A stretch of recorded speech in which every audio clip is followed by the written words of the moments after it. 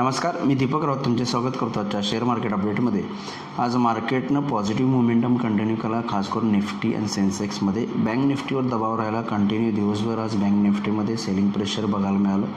Banking heavy stocks ICICI, axis, IndusInd, SBI हे सगळे stock जवळपास 1 ते 1.5% मायनस होते आणि त्याचा प्रभाव बँक निफ्टीवर बघायला मिळाला. त्यासोबत आज बँक निफ्टीची विकली एक्सपायरीसुद्धा होती, त्यामुळे बँक निफ्टीमध्ये दबाव बघायला मिळाला आणि जवळपास एंटायर दिवसभर बँक निफ्टी जी आहे ती जवळपास 300 ते 400 पॉईंट निगेटिव्ह झोनमध्ये काम करत राहिली. क्लोजिंग सेशनला थोडीशी मायनर रिकव्हरी बँक निफ्टीमध्ये आली, पण ओव्हरऑल बँक निफ्टी जवळपास 260 पॉईंट मायनसमध्ये बंद झाली.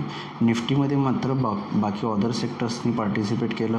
पर्टिक्युलर IT असेल, फार्मा, FMCG असेल, या सेक्टर्सच्या जोरावर जे आहे ते बँक निफ्टी आणि सेन्सेक्स पॉझिटिव्ह क्लोज राहिला आणि पर्टिक्युलर निफ्टीनं कंटिन्युअस पॉझिटिव्ह मोमेंटम 21,800पासून जी रिकव्हरी सुरू झाली त्यानंतर कंटिन्युअस पॉझिटिव्ह मोमेंटम अजून मेंटेन ठेवला आणि 22,600पर्यंत येऊन परत पुन्हा बंद झालं. लाईफ टाईम हायचा जवळपास परत पुन्हा एक अटेम्प्ट करते असं मला वाटतं आणि बिफोर इलेक्शन रिझल्ट्स कदाचित जे आहे ते मार्केट जाण्याचा प्रयत्न करू शकतं, नवीन लाईफ टाईम हाय मारण्याचा. जसं मागे म्हणले की इलेक्शनचे टप्पे जसे एक एक पूर्ण होत राहतील, मार्केट स्टेबलाइज होईल, पण तरीही व्हॉलॅटिलिटी थोडी आहे अहेड ऑफ इलेक्शन. 1 जूनपर्यंत आणि 4 जूनपर्यंत राहील. 1 जूनला एक्झिट पोल आहेत. FIDIचा डेटा काल 1874 करोडची विक्री FISने केली. DISने 3,500 करोडची खरेदी केली. FIS कंटिन्युअस विकत आहेत. आजचा डेटा अजून अवेलेबल नाही आहे. उद्या गुरुवार निफ्टीची एक्सपायरी आहे, त्यामुळे बघणं गरजेचं आहे की निफ्टीमध्ये आज जसं बँक निफ्टीमध्ये दबाव राहिला तसं निफ्टी उद्या कशा पद्धतीने बिहेव करते ते बघणं गरजेचं आहे.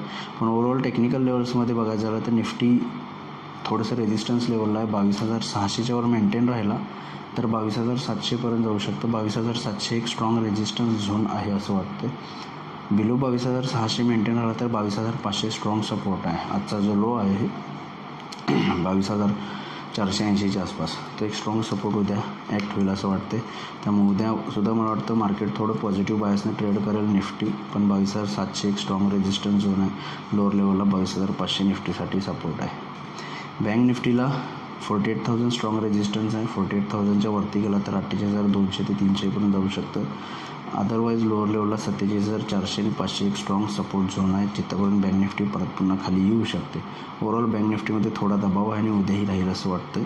बँक निफ्टीला लोअर लेवलला 47,400 आणि 500 सपोर्ट झोन, हायर लेवलला 48,000 पहिला रेजिस्टन्स, 48,200 आणि 300 ही रेंज आहे. हा दुसरा रेजिस्टन्स बँक निफ्टीला, त्या अकॉर्डिंग तुम्ही ट्रेड करू शकता.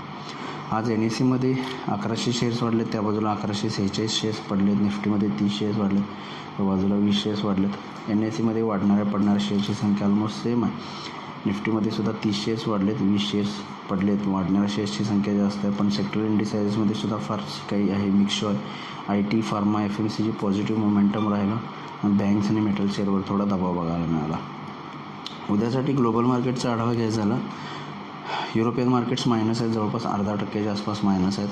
डाव फ्युचरसुद्धा 80 पॉईंट मायनस आहे. त्यामुळे ओव्हरऑल ग्लोबल मार्केटवर सध्या तरी दबाव दिसतो आहे, पण आपल्या मार्केटवर पॉझिटिव्ह मोमेंटम आहे. त्यामुळे मला वाटतं जरी ग्लोबल दबावामुळे खाली आलो तर आपण रिकव्हरी दाखवू शकतो असं मला वाटतं. त्यामुळे बघूया मार्केट्स उद्या कशा पद्धतीने बिहेव होते. माझा व्हिडिओ ऐकला त्याबद्दल धन्यवाद. माझा व्हिडिओ जास्त लाईक करा, शेअर करा, माहिती सबस्क्राईब करून डेली अपडेटसाठी बेल आयकॉनला क्लिक करा. धन्यवाद.